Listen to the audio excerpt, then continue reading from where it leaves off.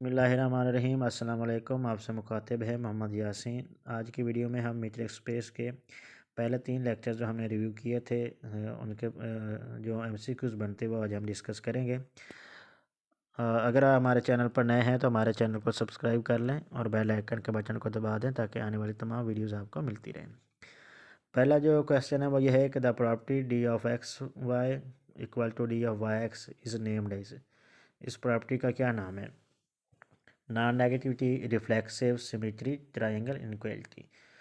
तो इसका नाम जो है सिमेट्री है, यानी दुरुस्त ऑप्शन जो है वो सी है। Question number 2, the property D of X Y less than equal D of X Z plus D of Z Y is named as. इस प्रॉपर्टी का क्या नाम है?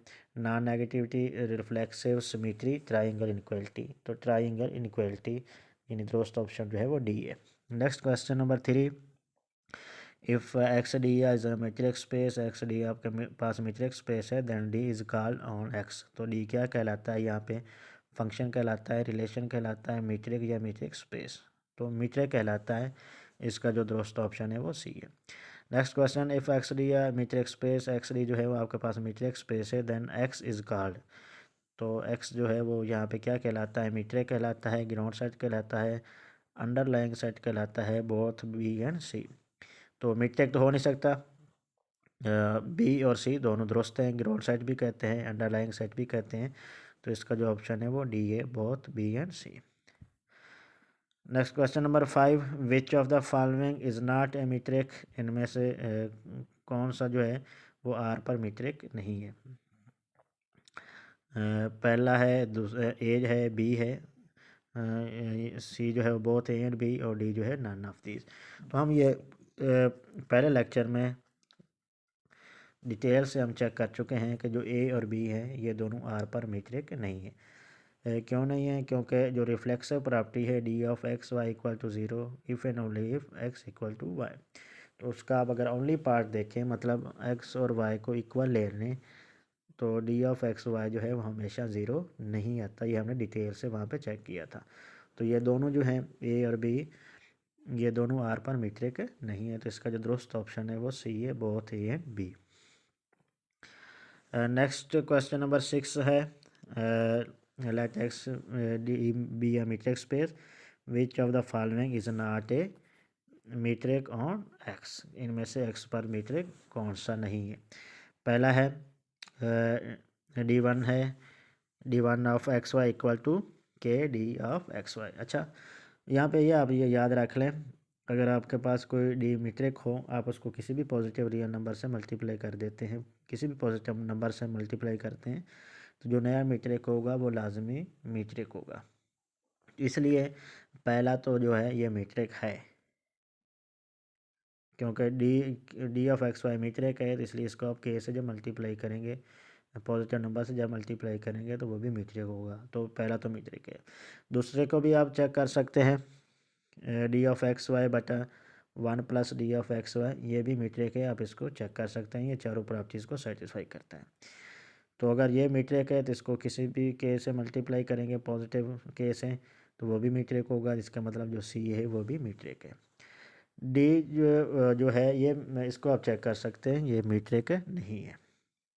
क्यों नहीं है? इसमें जो रिफ्लेक्सिव प्रॉपर्टी है कि अगर दो एलिमेंट्स का इमेज दो एलिमेंट्स का जो डिस्टेंस है वो ज़ीरो हो तो वो एलिमेंट्स भी सेम होने चाहिए, वो इसमें प्रॉपर्टीज़ जो है वो सेटिस्फाई नहीं होती।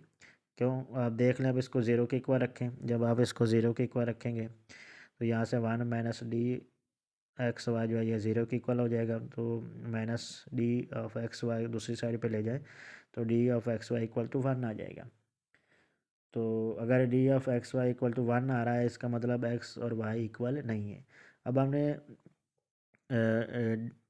जो डिस्टेंस था उसको ज़ीरो के इक्वल रखा था, लेकिन एक्स और वाई जो है वो इक्वल नहीं आ रहे, तो इसका मतलब इसमें जो रिफ्लेक्सिव प्रॉपर्टी वो सेटिस्फाई नहीं हो रही, इसलिए जो डी है ये मीट्रिक नहीं है। तो इसका जो ऑप्शन है दोस्त जो जवाब है वो डी है।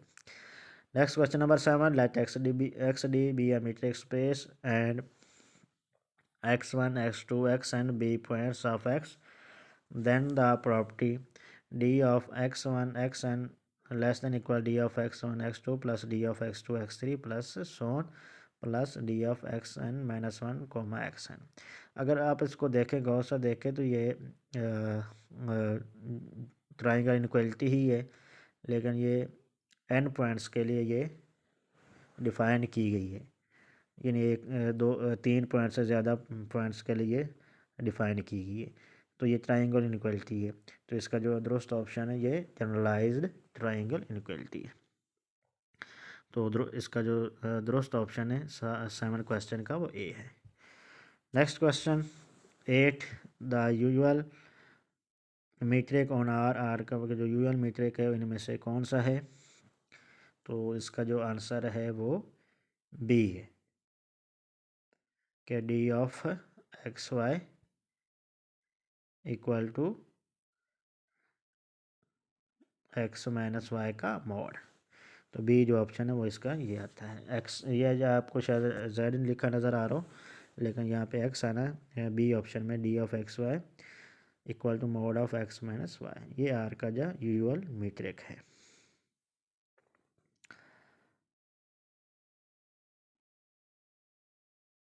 Next question, question number 9, usual metric on R square का जो यूजुअल मीट्रिक है वो कौन सा है? अगर एक्स जो है वो आपके पास x1 x2 हो और y जो है वो आपके पास y1 y2। ये भी हम डिटेल से देख चुके हैं। जो आर स्क्वायर का जो यूजुअल मीट्रिक होता है वो x1 माइनस y1 का square plus x2 minus y2 का स्क्वायर होल का स्क्वायर रूट। तो इसका जो ऑप्शन है वो ए है, ये इसका यूजुअल मीट्रिक है। Next question number 10, the taxi cab metric on R square पर जो टैक्सी कैब मीट्रिक है वो कौन सा है? शायद ये आपने नाम पहली बार सुना हो, लेकिन इस मीट्रिक को आप वैसे जानते हैं। तो ये जो बी है, D of X Y equal to X one minus Y one का mod plus X two minus Y two का मॉड, इसको हम आर स्क्वायर का टैक्सी कैब मीट्रिक कहते हैं। तो क्वेश्चन नंबर 10 का जो दुरुस्त ऑप्शन है वो बी है। Question number 11, the discrete metric on empty set x पर जो डिस्क्रीट मीट्रिक होता है वो इनमें से कौन सा है? ए है, बी या सी है? अगर आप डी को पहले देखें, डी तो वैसे भी मीट्रिक नहीं है क्योंकि इसमें ये जहाँ लिखा हुआ है X, if X equal to one, फिर आंसर जो है डी ऑफ एक्स वाई जो है ये माइनस वन के इक्वल आता है। लेकिन जो रिफ्लेक्सिव प्रॉपर्टी है वो ये कहती है कि अगर एक्स वाई इक्वल हो तो जो डिस्टेंस जो है वो ज़ीरो के इक्वल होना चाहिए, लेकिन ये तो कह रहा है कि ये माइनस वन है। इसका मतलब ये डी है, ये तो मीट्रिक हो ही नहीं सकता। सी में देखें तो वो एक्स वाई जब इक्वल हो तो D of X Y zero आ रहा है, और एक्स और वाई जब इक्वल ना हो तो डी ऑफ एक्स वाई क्या आ रहा है? माइनस वन आ रहा है। लेकिन जो डी होता है वो तो हमेशा जो है वो नॉन नेगेटिव होता है, तो माइनस वन तो आंसर आ ही नहीं सकता, जिसका मतलब जो सी है ये भी मीट्रिक नहीं है। बी को देखें तो बी में जब एक्स इक्वल टू वाई वो कह रहा है कि D of X Y equal one आएगा, तो हमें पता है रिफ्लेक्सिव प्रॉपर्टी तो ये कहती है कि जब एक्स और वाई इक्वल हों तो आंसर जो है वो ज़ीरो आना चाहिए। इसका मतलब बी जो है ये भी मीट्रिक नहीं है। तो ए जो है ये इसका ऑप्शन होगा, ये जो है ये डिस्क्रीट मीट्रिक है, जो कहता है कि D of X Y zero होगा जब एक्स और वाई इक्वल हो, और वन के इक्वल होगा जब एक्स और वाई इक्वल ना हो। नेक्स्ट क्वेश्चन नंबर 12 है कि लेट एक्स आपके पास है X one X two so on X N, और वाई आपके पास है Y one Y two so on Y N. Then ये जो प्रॉपर्टी नीचे आपको बता रहा है कि ये पूछ रहा है उससे कि ये कौन सी प्रॉपर्टी है? काशी इनक्वालिटी है, काशी श्वार्ज है, मिनकोस्की है, होल्डर्स है। तो ये काशी श्वार्ज इनक्वालिटी है, इसका जो ऑप्शन है वो बी है। क्वेश्चन नंबर 12 का आंसर जो है वो बी है। Question number 13, if X one X two so on X N be real numbers then X one का मॉड प्लस एक्स टू का mod plus so on X N का मॉड होल का square. यहाँ पे 1/2 लिखा गया बाई मिस्टेक, यहाँ पे स्क्वायर आना है। तो होल का जो स्क्वायर है वो लेस देन इक्वल होगा एन एक्स वन मॉड का square plus X two mod का square plus so on X N mod का स्क्वायर। तो इसका जो दुरुस्त ऑप्शन है वो बी है।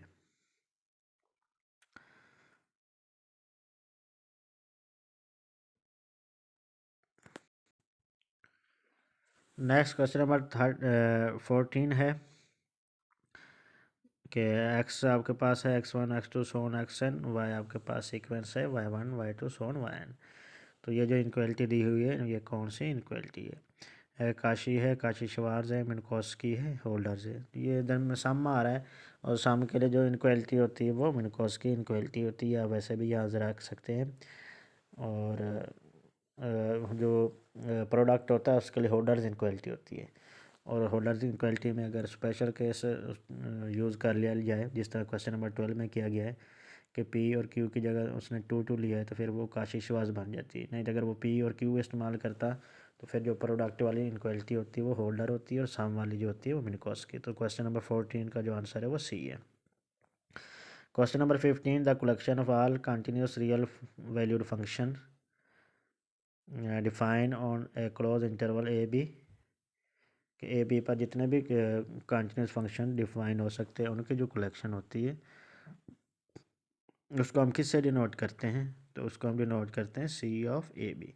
सी ऑफ ए बी का मतलब इसमें वो फंक्शंस हैं वो कंटिन्यूस फंक्शंस हैं जो क्लोज इंटरवल ए बी पर डिफाइन हो सकते हैं। तो सी ऑफ ए बी जो है इसमें कंटिन्यूस रियल वैल्यूड फंक्शंस हैं जो क्लोज इंटरवल ए बी पर डिफाइन हो सकते हैं। तो क्वेश्चन नंबर 15 का जो आंसर है वो ए है।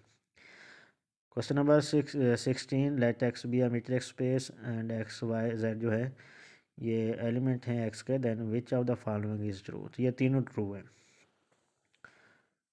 कि अगर आप एक्स जेड का, आपके पास 3 पॉइंट्स हैं एक्स वाई जेड, तो अब यहाँ पे देखें आप एक्स का वाई से भी डिस्टेंस फाइंड कर सकते हैं, वाई का जेड से और एक्स का जेड से।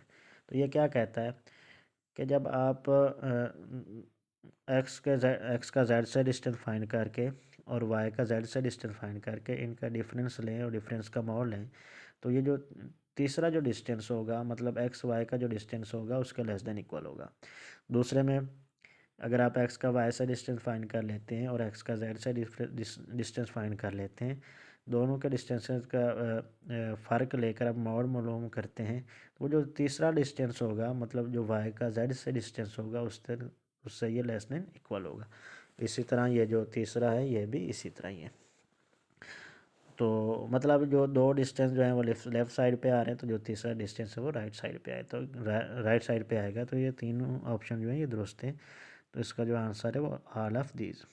नेक्स्ट जो है 17, the distance between a point X and subset A of a metre space X is defined. अब अगर आपको पास कोई सबसेट दे दिया जाता है मीटर स्पेस एक्स का और एक एलिमेंट दे दिया जाता है एक्स, और आपको कहा जाता है कि आप इस एक्स का इस सेट से डिस्टेंस फाइंड करें, तो आप क्या करेंगे? उस एक्स का उस एलिमेंट का ए के हर एलिमेंट से डिस्टेंस फाइंड कर लेंगे। वो एक एलिमेंट से आप जब जितने भी डिस्टेंस बनते हैं वो जब फाइंड कर लेंगे तो उनमें से जो इन्फिमम डिस्टेंस होगा उस एलिमेंट का उस सेट से डिस्टेंस होगा। तो फिर इसका जो ऑप्शन कौन सा बनता है? इसका जो ऑप्शन बनता है वो ए बनता है, यानी पहला ऑप्शन। कि आप एक्स जो है उसके ए के तमाम एलिमेंट से डिस्टेंस फाइंड कर लें, उनमें से जो उस इन्फिमम होगा वो जो होगा वो उस पॉइंट का उस सेट से डिस्टेंस होगा। तो इसका ए ऑप्शन है। Question number 18, the distance between two subsets A B of a metre space X. X के दो सबसेट्स हैं ए और बी, उनका आप डिस्टेंस फाइंड करना चाहते हैं दो सेट्स का, तो वो कैसे फाइंड कर सकते हैं?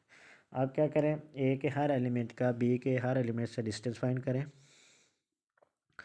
वो जो जितने भी डिस्टेंस होंगे उनमें से इन्फिमम डिस्टेंस जो होगा वो जो स्मॉलेस्ट जो डिस्टेंस होगा उन पॉइंट्स ए बी के पॉइंट्स के दरमियान, वो ए बी का डिस्टेंस होगा।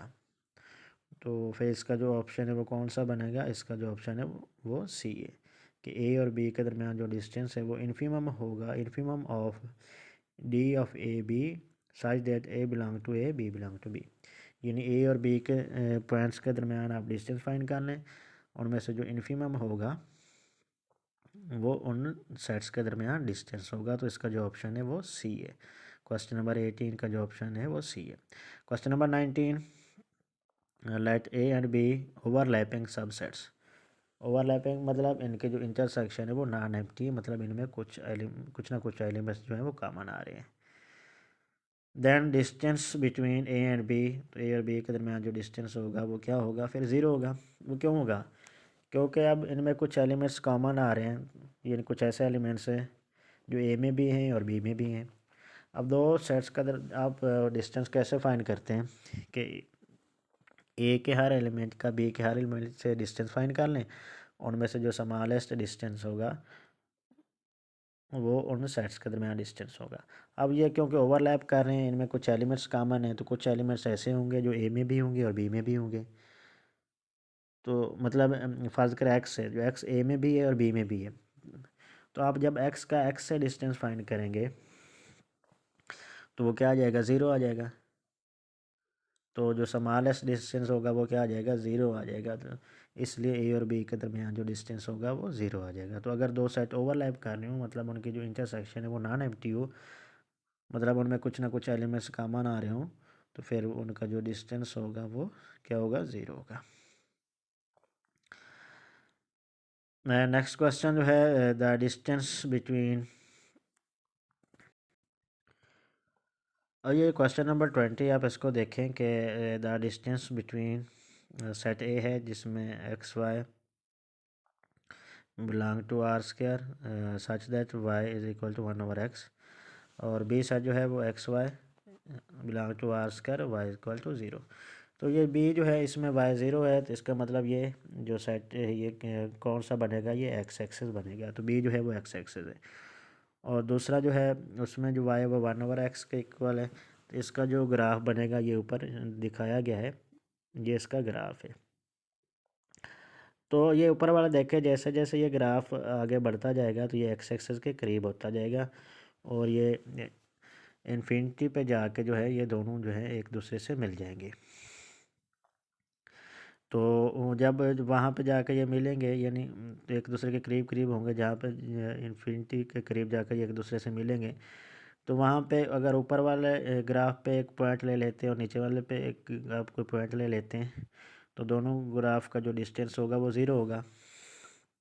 ठीक है, तो अगर ए और बी के पॉइंट्स के दरमियान आप डिस्टेंस फाइंड करते जाएं, तो जितने भी डिस्टेंस हैं वो आप सारे फाइंड कर लें, तो उनमें उन डिस्टेंस में से जो स्मॉलेस्ट डिस्टेंस होगा वो ज़ीरो होगा, क्योंकि इन्फिनिटी पे जाके एक्स एक्सेस और वाई एक्सेस ये दोनों मिल जाएंगे, तो इन दोनों का जो डिस्टेंस है वो ज़ीरो हो जाएगा। तो इन दोनों के दरमियान जो स्मॉलेस्ट डिस्टेंस होगा वो क्या होगा, ज़ीरो होगा। तो इन सेट्स का जो दरमियानी डिस्टेंस है वो ज़ीरो होगा, यानी इसका जो ऑप्शन है वो बी है। Next question number 21, if A subset of metre space X then diameter of A less than infinity, मतलब डायमीटर ऑफ ए जो है वो फाइनाइट हो, then A is called finite bounded open close. तो अगर किसी भी सेट का डायमीटर जो है वो फाइनाइट हो, मतलब लेस देन इन्फिनिटी हो, तो वो जो सेट होता है वो बाउंडेड होता है। तो इसका जो ऑप्शन है वो बी है। नेक्स्ट क्वेश्चन जो है 22 है कि let X be a metre space and diameter of X is X less than infinity, मतलब एक्स का जो डायमीटर है वो फाइनाइट है, तो देन डी इज़ कॉल्ड, तो फिर डी क्या कहलाएगा, फाइनाइट कहलाएगा, बाउंडेड कहलाएगा, ओपन कहलाएगा, क्लोज। तो डी जो है वो भी बाउंडेड कहलाएगा। मतलब अगर किसी मीट्रिक स्पेस का जो डायामीटर है वो फाइनाइट है, तो उस पर जो मीट्रिक डिफाइन होता है वो भी बाउंडेड होता है। तो इसका जो ऑप्शन है वो बी है। Next question number 23, an example of a bounded metric is discrete usual metric on R square none of these. तो जो बाउंडेड मीट्रिक है वो इनमें से जो है वो ए है, क्योंकि डिस्क्रीट मीट्रिक में दो एलिमेंट सेम है तो डिस्टेंस ज़ीरो आता है, और दो एलिमेंट्स वन हो और दो एलिमेंट्स मुख्तलिफ हों तो डिस्टेंस जो है वन आता है। तो डायमीटर कैसे फाइंड करते हैं कि हर कोई भी सेट है आपके पास ए, तो उसके जितने भी एलिमेंट्स हैं उनका आप आपस में डिस्टेंस फाइंड कर लें, यानी हर एलिमेंट का दूसरे हर एलिमेंट से डिस्टेंस फाइंड कर लें, उनमें से जो सुप्रीमम होगा वो उसका डायमीटर होगा। तो अगर आप इसमें देखें डिस्क्रीट मीट्रिक में, इसमें डिस्टेंस या तो ज़ीरो आता है या वन आता है। इसका मतलब इसका जो सुप्रीमम होगा वो क्या आ जाएगा, 1 आ जाएगा। तो इसका मतलब इसका जो डायमीटर है वो फाइनाइट है। तो अगर इसका डायमीटर फाइनाइट है तो इसका मतलब ये क्या होगा, बाउंडेड होगा। तो इसका जो ऑप्शन है वो ए है। तो ए जो है ये डिस्क्रीट मीट्रिक जो है ये बाउंडेड है। नेक्स्ट जो है 24, इंटरसेक्शन ऑफ मैनी यहाँ पे फाइनाइट आना है, finitely many bounded sets. Intersection of finitely many bounded set is bounded. Bounded sets की जो इंटरसेक्शन होती है वो भी बाउंडेड होगी। क्यों? अब देखिए फर्ज कर आपके पास दो सब सेट हैं ए और बी। ए और बी की जब इंटरसेक्शन लेंगे, ए इंटरसेक्शन बी जो होगा वो ए का सब सेट होगा, इसी तरह ए इंटरसेक्शन बी बी का भी सब सेट होगा। तो अब हमें ये पता है कि अगर ए बी का सब सेट हो तो फिर ए का जो डायमीटर होता है वो लेस देन इक्वल बी का डायमीटर होता है। अब चूँकि ए इंटरसेक्शन बी जो है ये ए का सब सेट है, इसका मतलब diameter of A intersection be less than equal होगा डायमीटर ऑफ ए। और ए जो है वो बाउंडेड है, तो अगर ए बाउंडेड है तो ए इंटरसेक्शन का तो डायमीटर उससे भी छोटा आ रहा है, इसका मतलब इंटरसेक्शन भी क्या होगी, बाउंडेड होगी। तो इसलिए intersection of finitely many bounded set is also bounded. Question number 25, union of finitely many bounded set is, तो इसका भी जो आंसर है वो भी बाउंडेड है। कब आप फाइनाइटली मैनी बाउंडेड सेट ले लें तो उनका जो यूनियन होगा वो भी बाउंडेड होगा। अच्छा, ये यहाँ पे ये याद रखना है कि यहाँ पे यूनियन में फाइनाइटली होगा, आर्बिट्रेरी नहीं आ सकता, लेकिन इंटरसेक्शन में जो है आर्बिट्रेरी भी आ सकता है, फाइनाइटली भी आ सकता है और आर्बिट्रेरी भी आ सकता है। तो आज की वीडियो यहाँ तक ही थी।